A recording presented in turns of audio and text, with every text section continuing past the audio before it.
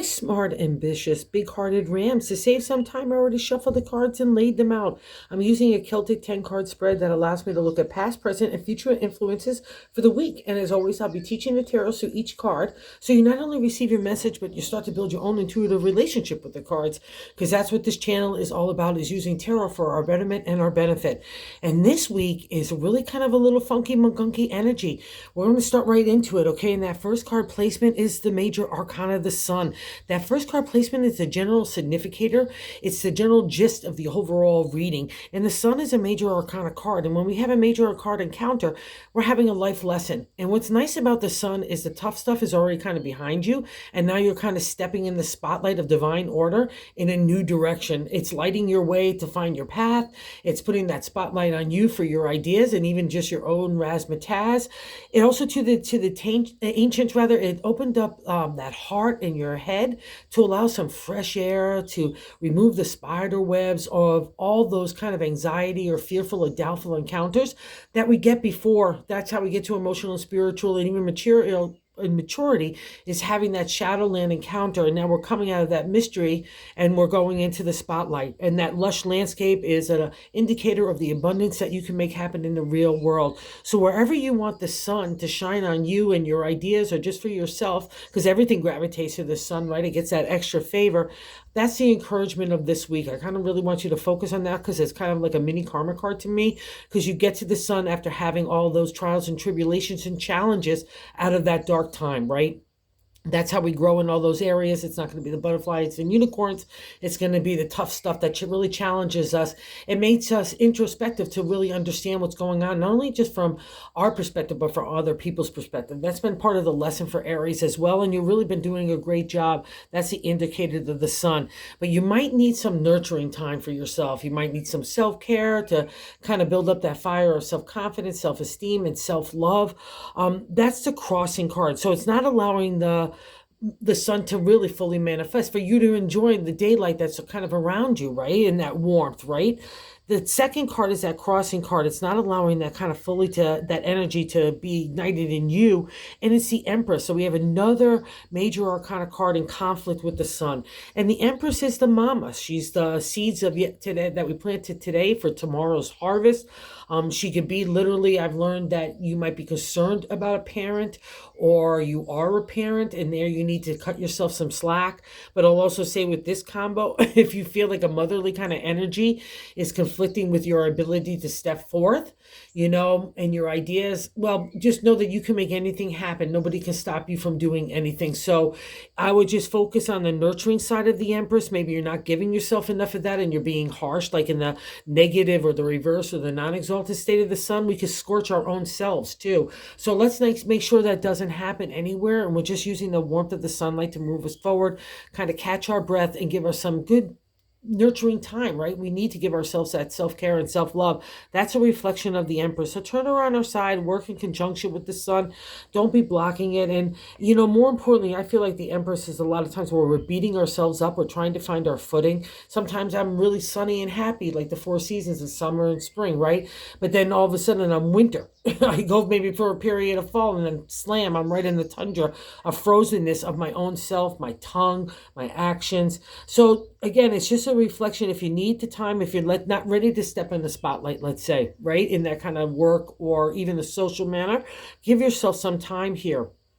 That's all what this reading is about. Cut yourself some slack and enjoy the new creative energy that's kind of stirring within you. But don't feel like you have to accomplish everything yesterday either. This would be part of that too. Like the sun is that sense of accomplishment and achievement, which definitely is a reflection of that maturity that you've been through.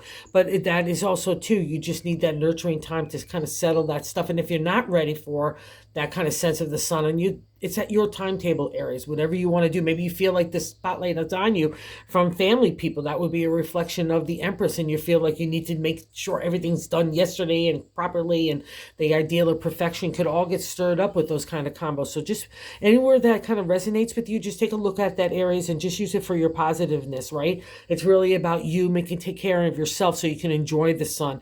And this is maybe why you're a little tired, or maybe like that antsy-pantsy. The third card placement is the top of the matter in the 10 card spread, but I like to say God's placement on how to navigate the week. And we're reaching the 9 of Pentacles. So the Pentacles is the domain of the material world.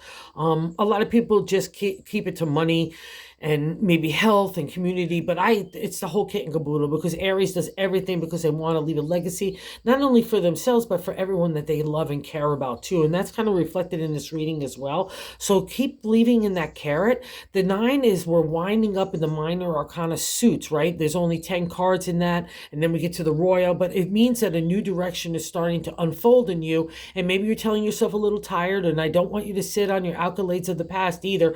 Anywhere that there's that light is shining on you for your betterment to move in a new way, consider it. Give those ideas respect. Don't like just poo-poo them aside because you've just done too much, or like more importantly, we can sit in a place with the 9 when change might need to happen, right? Okay. And it's a platform state, they call it as well in tarot numerology, where you need to pat yourself on the back, Aries, because you've come a long way. You're almost at the 10. So it's a really good thing. And I'll tell you something else here. The 10 is in the present card position. So all those things that you're working really hard for, you're starting to see how they can unfold. Maybe they didn't unfold in exactly the way you thought, but they're starting to unfold because you're starting to get a clear direction of what you want. And that's been paramount. And that's been a lot of work as well, because sometimes we have to bite the apple, like, oh, I thought I'd like this, and I don't like that. You know what I mean? Whatever that case is, the nurturing. And also too, I'll say this, it's planting your ideas for tomorrow. The sun comes along, so don't feel like you can't plant new ideas, because that's what this is all about. Oh my God, and I just realized that in the 4th card position, in the gut feeling, the base of the matter in the 10 card spread, this is literally my idea of planting the seeds of tomorrow. That's what the Page of Pentacles is, right?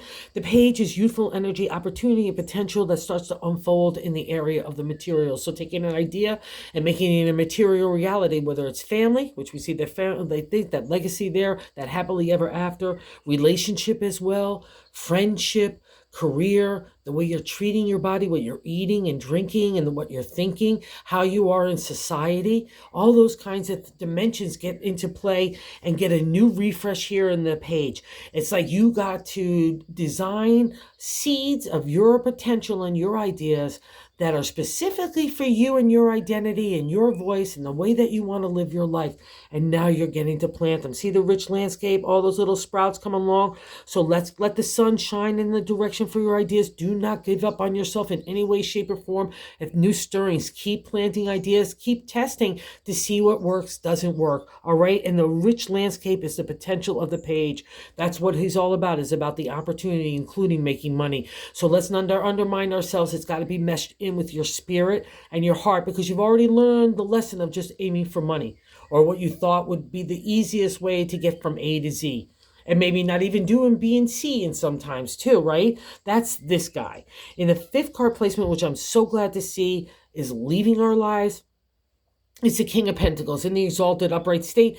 He's abundancy, generosity, and gratefulness, and giving, and even loving around the money and community and all those areas of the domain of the material, right? That's the Pentacles. But this guy, when he appears for me, he's all about money. That's all I could focus on. That's all I could think about. That's all I could take up my brain and my heart space with. He starts to shut down even emotionally. I don't even want to be giving in that domain, never mind in the material. In my deck, it's based on mythology. He's King Midas, and everything turned out to be everything he wanted. He wanted to touch the gold. Well, that doesn't work. You can't do anything with just all that, right? And we've learned that in that commodity, that's not is what is most important. It's about your spirit and your heart and doing the things that you really love, even if you have at the same time to go out and make the gold coin in ways that just are a hustle. You know what I mean? It's that balance that you can achieve, young or old. Let's not put the value on the domain of the Pentacles, and that money is only the most important thing. And I'm not saying that there's not a tightening of the pocketbook when we encounter the King. That's part of the lesson. So the more we struggle with that breaking of the material so we can go over to the spirit and the creative, the harder that experience becomes and the tighter the pocketbook gets, right? Okay, so if that's a reflection for you, be thankful that it's moving out of your life. So the 6 is our present state, and I'm loving this for an Aries. It's the happily ever after in the area of the material. You see that beautiful family scene. You get all that love you want in relationship, that equality, the respect, the attractiveness, all the things that you want out of happy ever after in the area of the heart that becomes a material reality in the way that you want to design your life. It's abundance. You see all those rich coins there.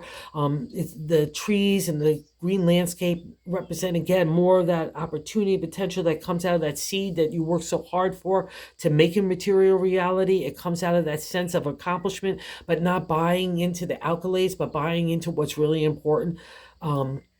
Like connection with people, right? Connection with family and friends, the people you really love about and care about. That time is as valuable as the gold coin is itself. That's come the reflection out of the King of Pentacles. And I'll say this too, the way that you get to that feeling of joy and happiness and that happily ever after that the 10 offers is this. The the seventh card position is the way we're feeling about ourselves. So we've got the Sun here, which I'll also say this in relation to the swords, which is our identity, our thoughts, our intelligence, strategy, analytical thinking, I think has been applied a whole dose as well through the journey up to the 6. It's a celebratory state, 3, 6, 9, our platform celebratory states in tarot and numerology. So pat yourself on the back, first off, right, Aries? But also, too, about the 6, it doesn't feel very celebratory. I feel like I've been justifying and engaging with not only outside forces, but my own inner dialogue with myself about what I want to be, who I want to be, how I want to love, how I want to live, how I want to work. It's been the whole kit and caboodle. That's the journey of the swords. And for the ancient tarot, it was all about coming into your own authority, not adapting to what society and families even think, and friends think about everything. It's only a matter of what you think. And that's where the 6 is. It's like that celebratory state. Dig me, don't dig me, I dig myself. And that's the most important thing. And you've been really paid a big price to get to this place. But the reflection for the swords and how to enjoy the warmth and maybe get that nurturing value is put the swords down. All right. There's no more need for that fight. There's no more need to justify or engage anymore. And I'm going to validate that because I'm going to say just to skip around a little bit because it's being stirred up by this. The bonus card is the 5 of Wands. It's good luck in numerology and tarot. There's always a conflict. There's something to get over to get to the good luck. And here we get that creative energy of being able to ignite something in an idea and make it a material reality. But here we come up against other people's viewpoints, even might be generating it ourselves, right? What we're thinking other people are thinking about us. You've got to be really careful about that because it stirs up ego pride, which stirs up anger, rage, insecurity, anxiety. I'm feeling like I have to engage or justify my position. I might want to even engage with you, or it might even be the stupidest stuff, like you didn't put that dish away the right way, or you didn't do this task in that way, or you didn't do this, or you didn't do that. It's that kind of whininess of like, and it makes us scatterbrains, and that's going to stir up that anxiety, fear, and doubtfulness. And it's engaging with stuff that's just plucking our nerve in the way of ego pride.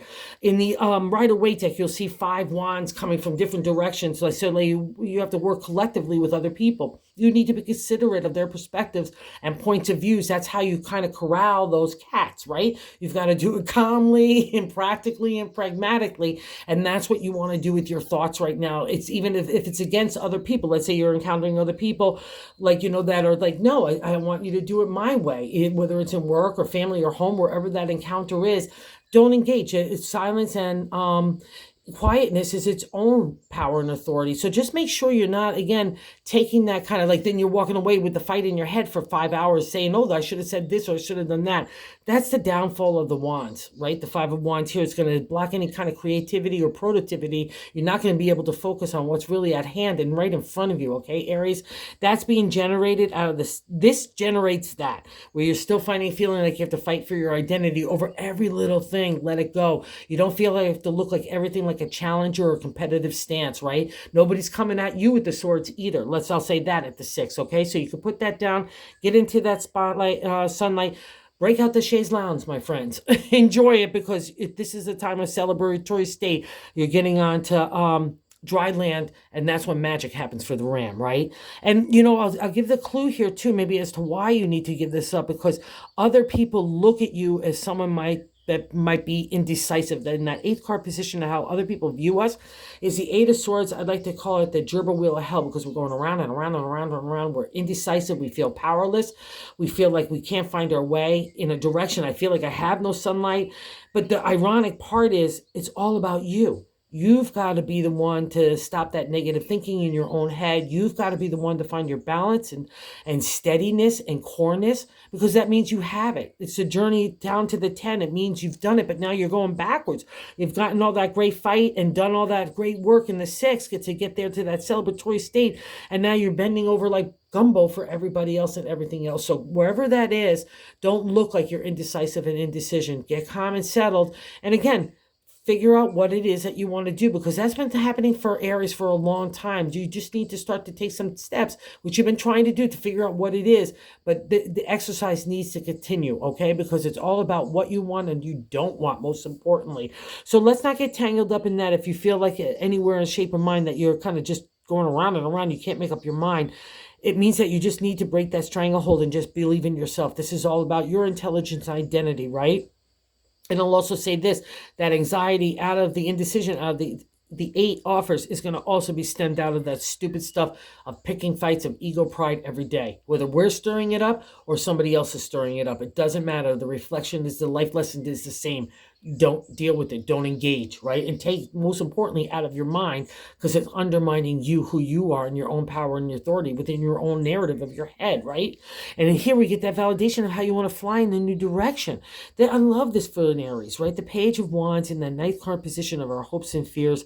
And we could even be afraid of some of these kind of cards after some of these challenges and trials, that, we could be afraid to start a new idea, right? But that's the whole purpose of it. You've already been doing some stuff, and now you're like, okay, like, how can I blend all these things together to still move forward for my creative spirit? Let's say you're having to have a job while you're still writing or whatever, or you're studying while you're still working, So whatever that case is, it just means that, yes, that enthusiasm, excitement gets offered in the 9th card placement, as well as the 10th card placement in the outcome card.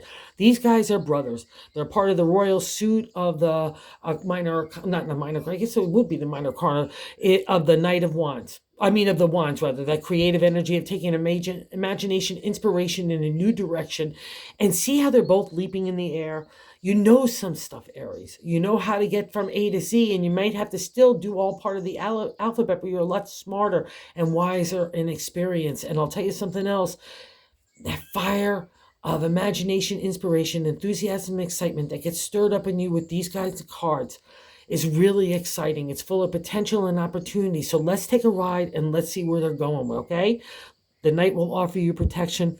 The Page just says, hey, that's encouragement and support. Let's go. And that's your domain as the first sign of the zodiac. You're always meant to take off into a new adventure, and it's meant to be joyful and happy, not downbeat and feels like a lot of work. Okay, so that's the kind of combination here. Wherever that spirit and creative energy wants to stir in a new direction, give it the respect that it deserves, because it's coming from you. And again, this is the trouble spot right here. Don't engage. Don't defend. Also with that 6 of Swords, all right? There's no more point in it. It's not necessary, and it's blocking all your movement forward. And more importantly, it's blocking your creative energy that's really stirring. So thank you for visiting the channel. Thank you for everyone that watches. I can't say it. I appreciate it so much. And for those of you that subscribe, thank you, thank you, thank you. And if you like this content, if you were consider doing so, because I guess that's how you work the YouTube algorithm, if you would consider subscribing, that would be awesome, because we're trying to spread the good news of tarot. So thanks, you guys. Have a good week, because you deserve it.